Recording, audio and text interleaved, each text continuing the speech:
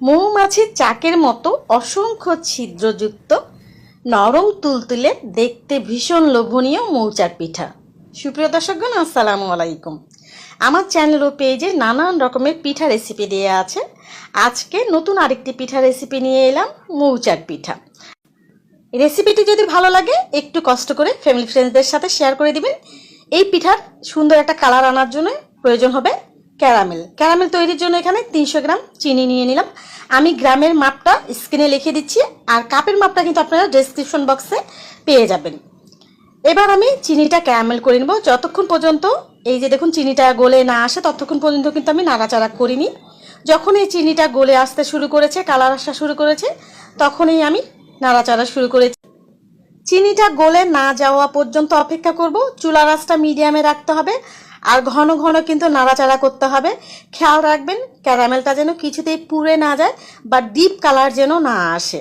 যদি পুড়ে যায় তাহলে কিন্তু পিঠাটার টেস্ট একদম নষ্ট হয়ে যাবে, পিঠাটা খেতে তিতা লাগবে। এই যে দেখুন ক্যারামেলটা কিন্তু আমার হয়ে গেছে। এর থেকে বেশি আর ডিপ কালার আমি করব না, চিনিটা পুরোপুরি গলে গেছে। এবার এখানে দিয়ে দিব 300 ml পানিটাও আমি খুব ভালোভাবে গরম করে নিয়েছি। এই ক্যারামেলটা করার সময় অবশ্যই বড় ধরনের একটি প্যান ব্যবহার করবেন, যেমন আমি করেছি। এখানে যেহেতু গরম ক্যারামেলটা থাকে, আবার গরম পানি অ্যাড করতে হয়, এই জন্য গরম পানি দেওয়ার সাথে সাথে কিন্তু ক্যারামেলটা অনেক বেশি বলক আসে, যাতে বাহিরে পড়ে না যায় বা দুর্ঘটনা না ঘটে। এই জন্যই বড় ধরনের কোনো একটা প্যান ব্যবহার করবেন। এই যে দেখুন ভালোভাবে পানির সাথে ক্যারামেলটা মিশে গেছে। এবার আমি চুলাটা বন্ধ করে দিয়ে বাকি উপকরণগুলো রেডি করে নিই। আজকের এই রেসিপিতে 3টা ডিম ব্যবহার করতে হবে। রুম টেম্পারেচারে থাকা 3টা ডিম নিয়েছি। এবার এখানে দিয়ে দেব 50 গ্রাম কনডেন্স মিল্ক। এবার এই দুটো উপকরণ খুব ভালোভাবে হুইক্স করে নিব। খেয়াল রাখবেন এখানে কিন্তু হুইক্স করতে করতে ফোম করা যাবে না, শুধু ভালোভাবে দুধের সাথে ডিমগুলো মিশে গেলেই হয়ে যাবে। ডিমগুলো ফেটিয়ে নেওয়া আমার হয়ে গেছে। এবার এখানে অ্যাড করব, প্রথমেই দিয়ে দিব 100 গ্রাম গমের আটা। আমি প্যাকেটে সাদা আটাটা ব্যবহার করেছি। আর দিয়ে দেব 100 গ্রাম কর্নফ্লাওয়ার। আপনারা এই কর্নফ্লাওয়ারের পরিবর্তে এখানে সাবুদানার আটাও ব্যবহার করতে পারেন। ঘরে যদি আপনাদের সাবুদানা থাকে তাহলে সেটা মিহি করে আপনারা গুঁড়া করে নেবেন, সেই আটাটা ব্যবহার করতে পারবেন। এই রেসিপিতে সাবুদানার আটা অথবা কর্নফ্লাওয়ার এই দুটো অবশ্যই যে কোনো একটি ব্যবহার করতে হবে। এবার দিয়ে দেব হাফ চা চামচের মতো বেকিং সোডা, আর 1 চা চামচের মতো এখানে নিয়েছি বেকিং পাউডার। আপনাদেরকে একটু ক্লোজ করে দেখিয়ে দিচ্ছি, আমি কিন্তু চামচগুলো ভরে ভরে দিইনি। এই রেসিপিতে কিন্তু বেকিং পাউডার এবং সোডা দুটোই ব্যবহার করতে হবে। ভালোভাবে সবগুলো উপকরণ এবার মিশিয়ে নিব। মিশানো হয়ে গেলে আমি সেই যে ক্যারামেলের পানিটা রেডি করে রেখেছি সেটা অ্যাড করব। তবে খেয়াল রাখবেন ক্যারামেল পানিটা অ্যাড করার আগে দেখবেন যে কুসুম গরম অবস্থায় আছে কিনা। অবশ্যই কুসুম গরম অবস্থায় ক্যারামেলের পানিটা এখানে অ্যাড করতে হবে। তারপরে সবগুলো উপকরণ আবার ভালোভাবে মিশিয়ে নিব। এ পর্যায়ে খুব ভালোভাবে মেশাতে হবে যেন কোনো লাম্পস না থাকে।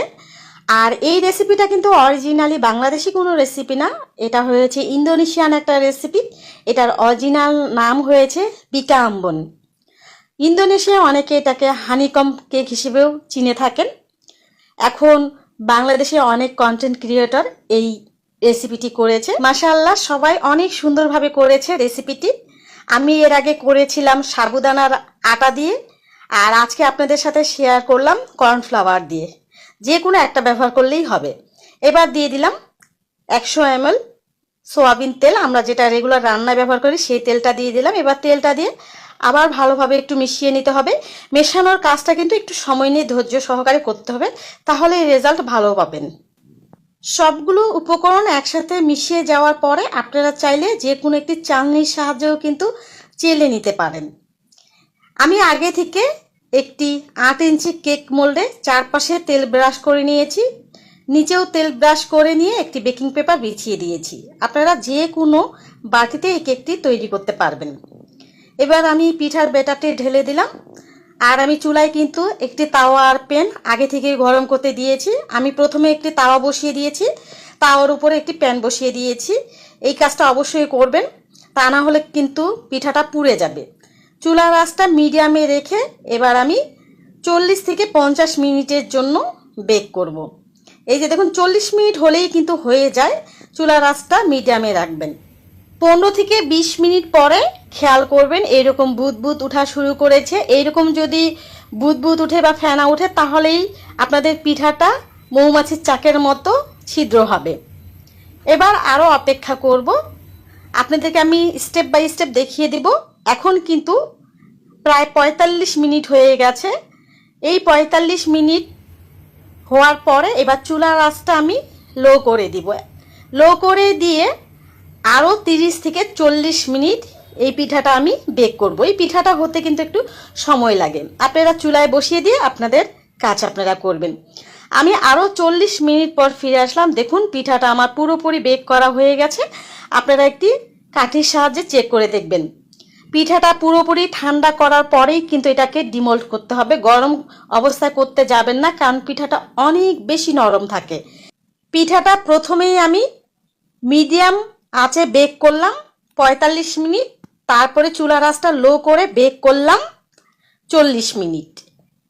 আর আপনাদের কিন্তু সময়টা একটু কম বেশি লাগতে পারে। আপনারা চাইলে শেষে 10-15 মিনিট কিন্তু ঢেকেও পিঠাটা তৈরি করতে পারবেন।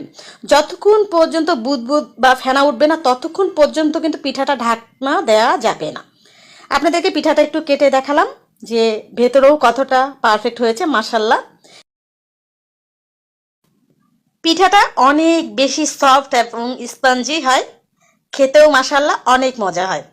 এবার পিঠাটা আমি আপনাদেরকে একটু স্লাইস করে দেখাচ্ছি।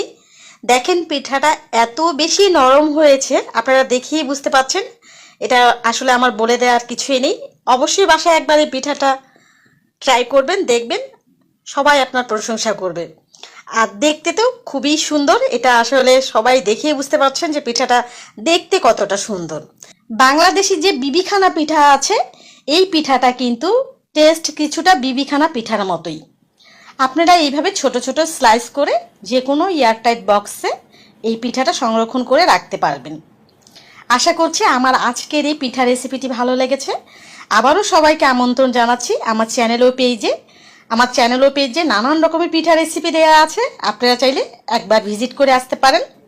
আমার একটি ছোট্ট ফেসবুক গ্রুপ আছে, ডেসক্রিপশন বক্সে গ্রুপের লিঙ্ক দেওয়া থাকবে। আপনারা আপনাদের যে কোনো রেসিপি আমার গ্রুপে শেয়ার করতে পারবেন। আর এই পিঠাটা যদি তৈরি করেন তাহলে অবশ্যই একবার জানাবেন যে কেমন হলো আপনাদের।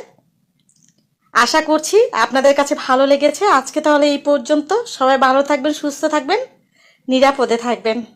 আল্লাহ হাফেজ।